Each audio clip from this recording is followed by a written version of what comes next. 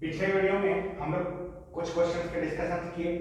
जो बचे वाले क्वेश्चंस थे उसमें जो हमारा अगला क्वेश्चन है ये है, three vertices of a parallelogram ABCD are. Three vertices of a parallelogram ABCD are. एक पैरेललोग्राम ABCD की बात की जा रही है और इस पैरेललोग्राम ABCD में जो कि चार वर्टेक्स होने चाहिए, A B C D, चार में से तीन वर्टेक्स ही हमें पता है। किसके किसके? A के, B के और C के। तो पूछा है find the coordinate of the fourth vertex. Fourth vertex को हमें फाइंड करना है। हिंदी में अगर इस क्वेश्चन को देखें, एक समानांतर चतुर्भुज ABCD के तीन शीर्ष क्रमशः, एक समानांतर चतुर्भुज ABCD के तीन शीर्ष क्रमशः A ये है, B ये है और C ये है। तो पूछा गया है अगर एक समानांतर चतुर्भुज ABCD के तीन शीर्ष क्रमशः ये और ये हैं तो उसके चौथा शीर्ष ज्ञात कीजिए। फोर्थ वर्टेक्स, चौथा शीर्ष हमें निकालना है। सबसे पहले एक डायग्राम बनाते हैं। क्योंकि बात हमारे पैरेललोग्राम की है, समानांतर चतुर्भुज की है।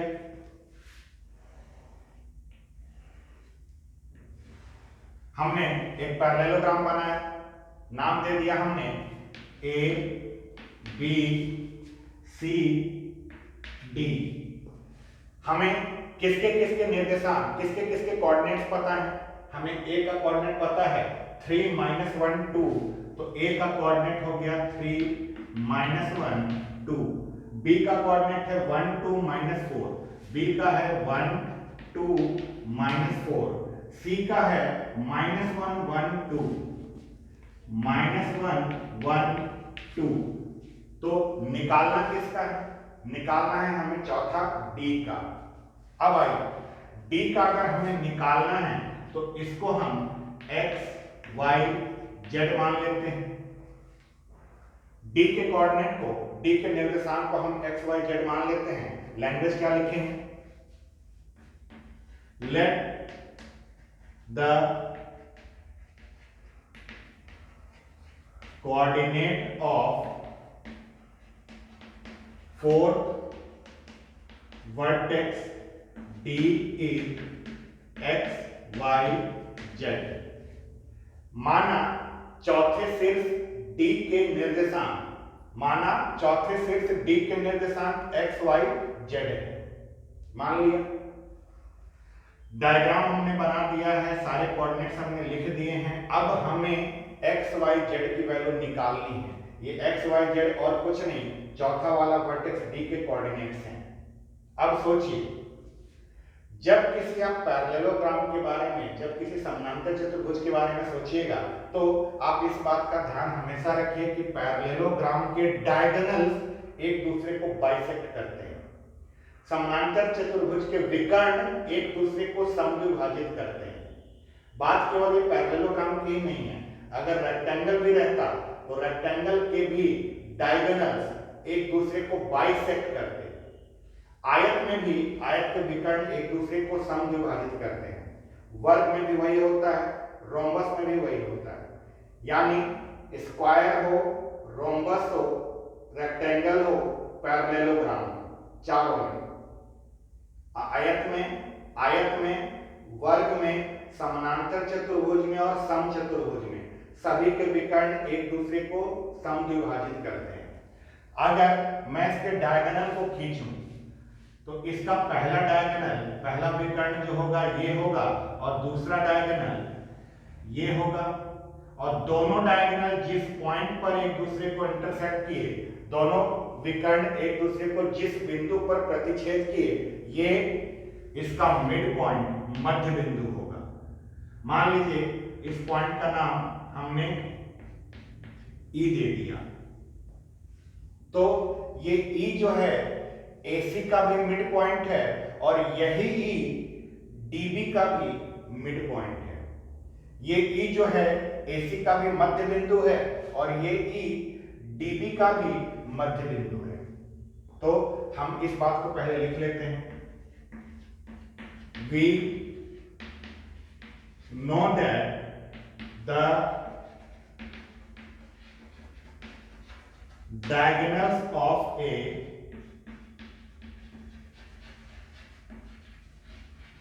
parallelogram bisect each other। हम जानते हैं कि एक समानांतर चतुर्भुज के विकर्ण एक दूसरे को समविभाजित करते हैं। हम जानते हैं कि समानांतर चतुर्भुज के विकर्ण एक दूसरे को समविभाजित करते हैं। ये लैंग्वेज हमने लिख दिया। अब ये लिखने के बाद हम इस बात को भी लिख देते हैं कि E जो है वो AC का और BD का मिड पॉइंट है। Then E is mid point of AC and BD। तब बिंदु E AC और BD का मध्य बिंदु है। यहां तक लिखने के बाद अब आइए, पॉइंट A आपको पता है, पॉइंट C भी आपको पता है। अगर आपको पॉइंट A पता है, पॉइंट C पता है और साथ में आपको ये पता है कि E जो है उसका मिड पॉइंट है, तो क्या आप E के निर्देशांक, E के कोऑर्डिनेट्स निकाल सकते हैं? बिल्कुल निकाल सकते हैं।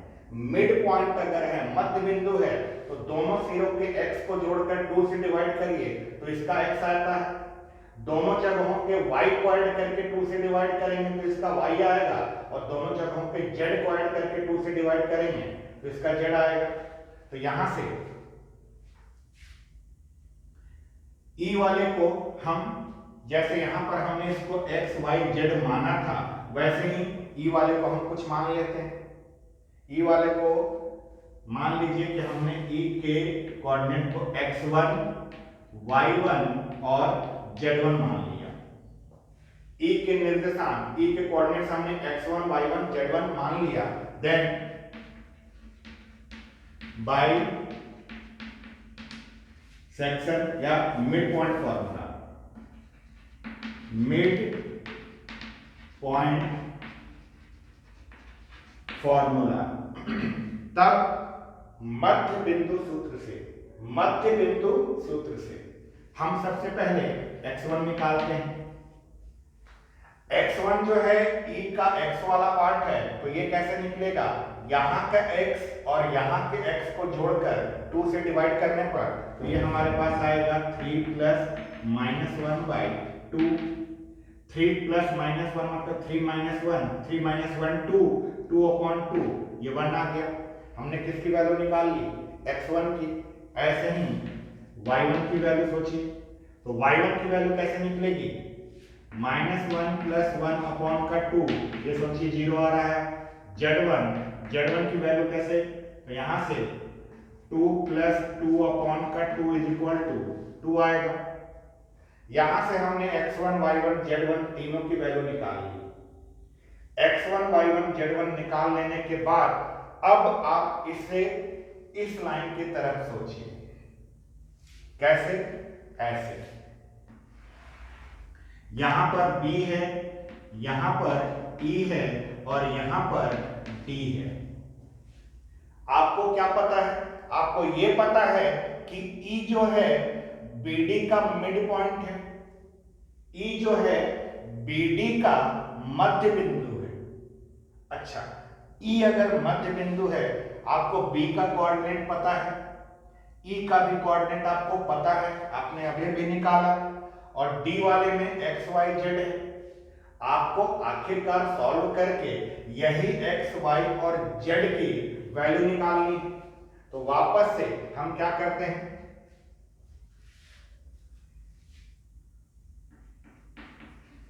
Also E is mid point of BD। पुनः E BD का भी मध्य बिंदु है। Then by mid point formula तब मध्य बिंदु सूत्र से इस बात का ध्यान आप हमेशा रखिए, सेक्शन फॉर्मूले से ही हम मिड पॉइंट का फॉर्मूला निकालते हैं। तो चाहे सेक्शन फॉर्मूला हो या मिड पॉइंट फॉर्मूला हो, हमेशा इज इक्वल टू के पहले जो लिखा जाता है वो इसके निर्देशांक रहते हैं, इसके कोऑर्डिनेट्स रहते हैं, और दोनों को जब लिया जाता है वो किनारे वाले रहते हैं। तो यहां पर हम इज इक्वल टू के पहले ई का पार्ट लेने वाले हैं। तो ई का निर्देशांक हमारे पास क्या क्या निकला, 1 0 और 2 निकला है, 1 0 और 2। यहां पर इसका x1 y1 और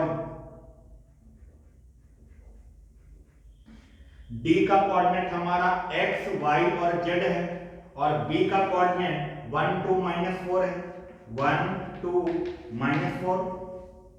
अब आइए फॉर्मूला जब लिखेंगे, e का x वाला हिस्सा देखिए, e का x वाला हिस्सा 1 है, तो ये कैसे आया होगा, यहां के x और यहां के x को जोड़कर 2 से डिवाइड करने पर आया होगा। तो यहां पर मैं लिखूंगा x + 1/2। सॉल्व करिए, ये 2 इधर आकर मल्टीप्लाई होगा, तो 2 = x + 1 बचा। वापस से इस 1 को अगर मैंने इधर भेज दिया, ये 1 अगर इधर आ गया तो इधर आकर ये माइनस होगा, यहां से x की वैल्यू 1 आ गई। अब आइए y वाली जगह पर क्या लिखा है, किसका y, e का y। तो e का y कितना है, 0। ये कैसे आया होगा, यहां के y और यहां के y को ऐड करके 2 से डिवाइड किया हमने, तब ये आया होगा। तो ये हमारा y + 2/2। ये वाले 2 को जब आप इधर भेजेंगे तो इसके साथ मल्टीप्लाई होकर 0 बनेगा। तो 0 = y + 2। यहां से y की वैल्यू आपको मिल गई -2। फिर ऐसे ही z वाला लिखेंगे, तो z वाले में है आपका 2 = z + -4, z + -4/2। ये 2 इधर आकर मल्टीप्लाई होगा, तो ये हो जाएगा आपका 4 = z, और ये प्लस माइनस -4। यहां से z की वैल्यू आ जाएगी 8। क्या आपने x y z निकाल लिया, बिल्कुल निकला। ये x y z किसका कोऑर्डिनेट है, किसका निर्देशांक है, d का है। क्या हमें यही d निकालना था, जी हाँ हमें यही d निकालना था। तो लास्ट में एक लैंग्वेज लिख देंगे, hence the coordinate of fourth vertex D is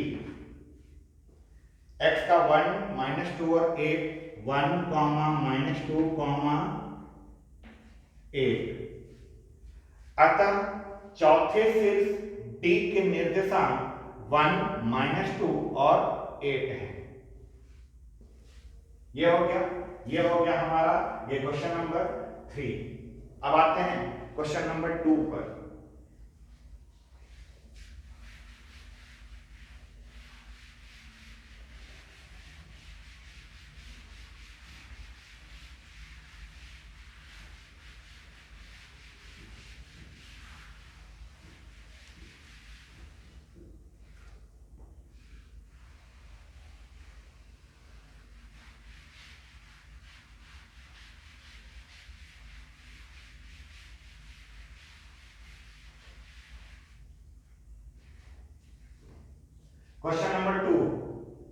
question number 2 में find the ratio in which the line joining A and B is divided by the plane 2x + 2y - 2z = 1।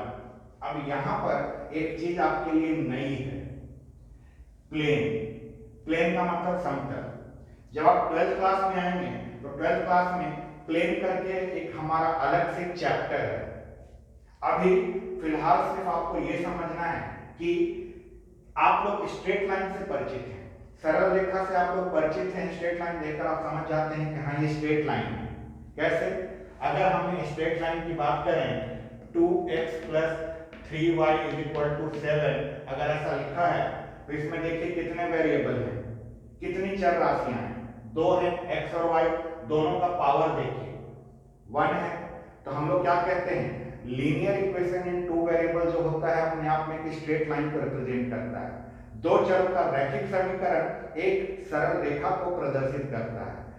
ठीक वैसे ही अगर हमारे तीन वेरिएबल्स हो x, y और z और तीनों का पावर 1 हो तो उससे जो इक्वेशन आता है वो हमारा एक प्लेन का इक्वेशन होता है, एक समतल का समीकरण होता है। अभी फिलहाल प्लेन के बारे में आपको इतनी ही जानकारी रखनी है कि प्लेन के इक्वेशन में तीन वेरिएबल्स होते हैं x, y और z। अब इस बात का भी ध्यान रखिएगा कि ऐसा जरूरी नहीं है कि हर बार तीन ही इक्वेशन रहे, तीन वेरिएबल ही रहे। आपने लाइन के इक्वेशन में ऐसा देखा होगा, जब हम स्ट्रेट लाइन पढ़ रहे थे तब हमने ये पढ़ा है, अगर हमें y एक्सिस के पैरेलल कोई लाइन खींचना है तो इसका जो इक्वेशन आएगा वो x मान लीजिए 3 ऐसे करके आएगा। y एक्सिस के पैरेलल, y एक्सिस के समानांतर किसी भी रेखा का जब हम समीकरण लिखते हैं तो वो x ± h के रूप में आता है। h अपने आप में कांस्टेंट है। क्या इसमें आपको y दिख रहा है? y इसमें है ही नहीं।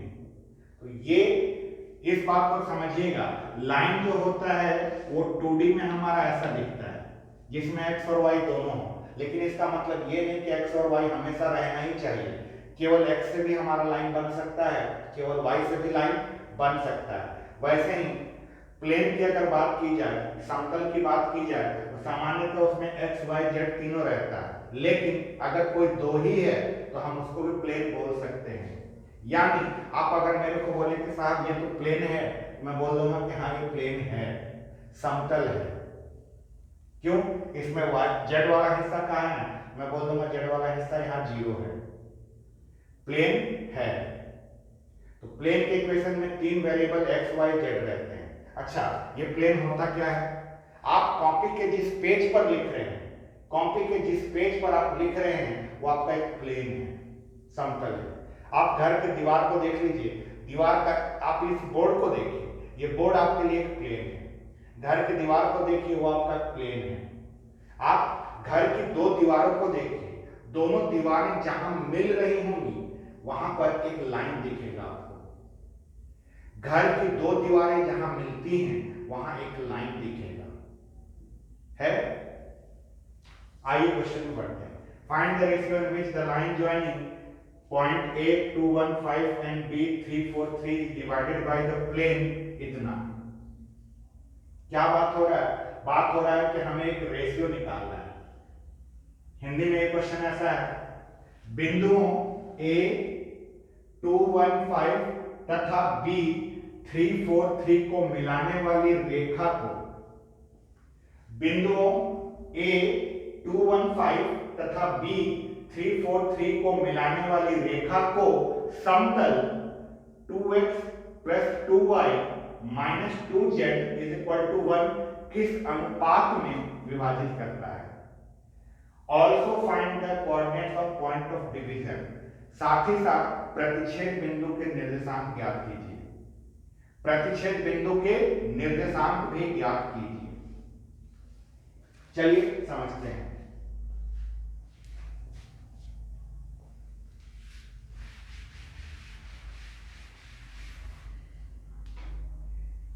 जैसे मान लीजिए कि हमारा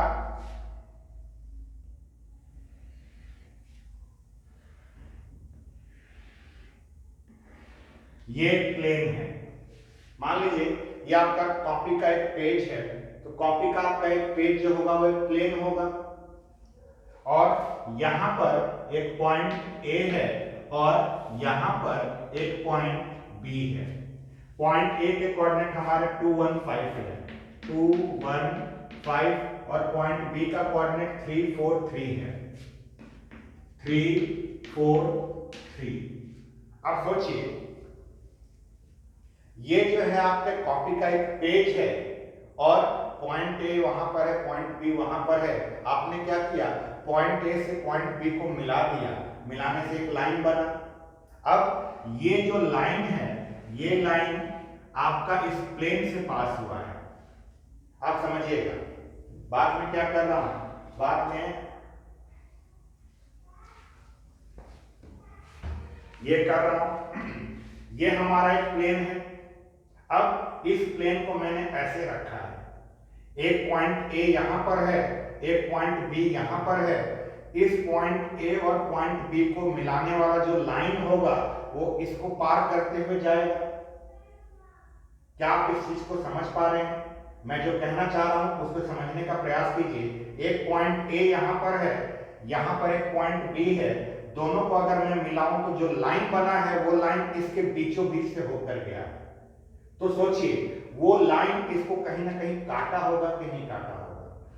काटा होगा, एक पॉइंट पर काटते हुए पार हो गया होगा।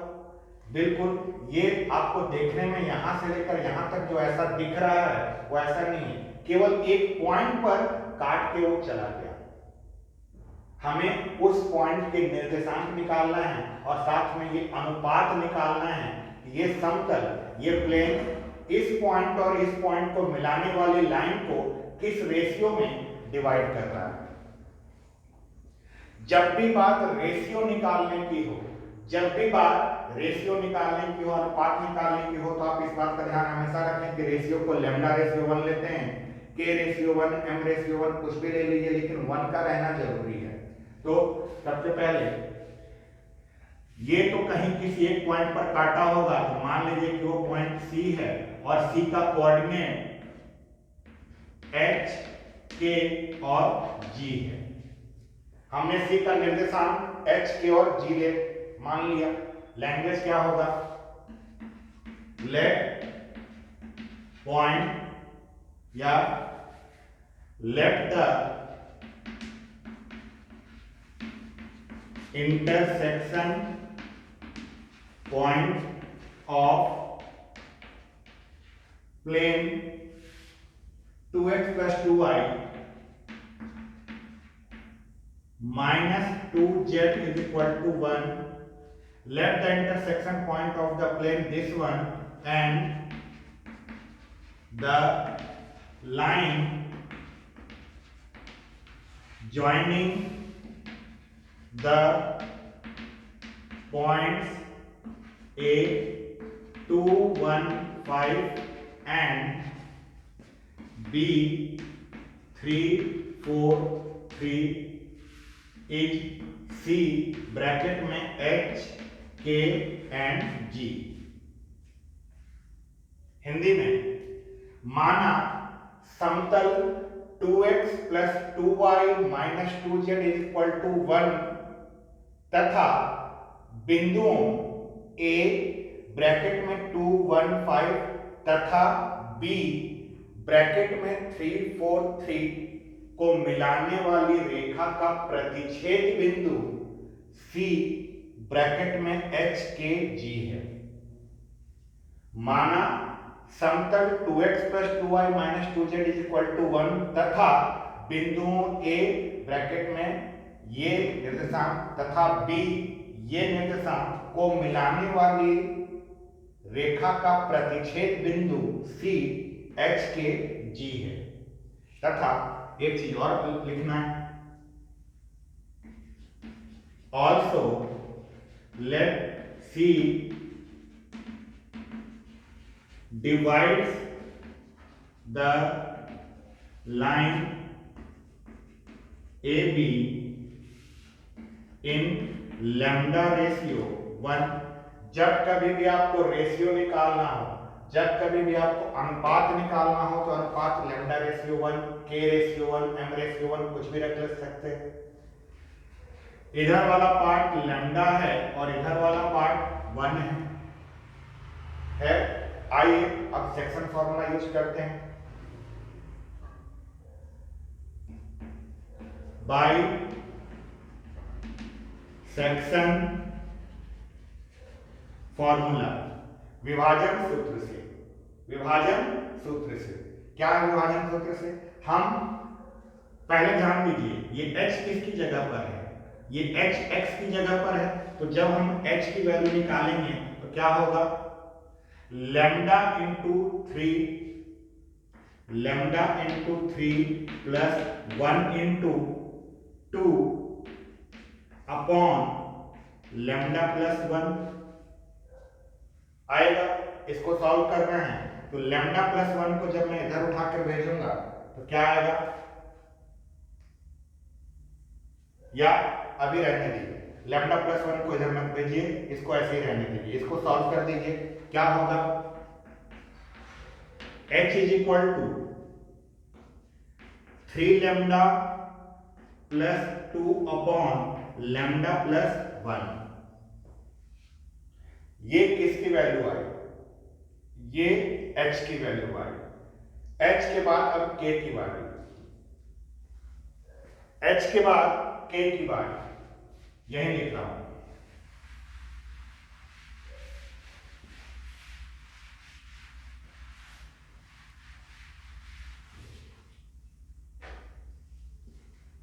k के लिए क्या लिखेंगे, k के लिए lambda into 4 plus 1 into 1 upon lambda plus 1, इसको भी ऐसे ही रहने दीजिए। तो यहां से क्या आ गया, k is equal to 4 lambda plus 1 upon lambda plus 1, ये हमने किसका वैल्यू निकाल लिया, k का। अब आइए g की बात, g is equal to lambda into 3 plus 1 into 5 upon lambda plus 1, यहां से भी g की वैल्यू हमारी आ गई 3 lambda plus 5 upon lambda plus 1। क्या आपने देखा, हमने h का, k का और g का सबका वैल्यू निकाल लिया। h, k और g निकालने के बाद अब आप मेरी बात को ध्यान से समझिए, ये पॉइंट C क्या है, पॉइंट C जो है प्लेन और लाइन का इंटरसेक्शन है।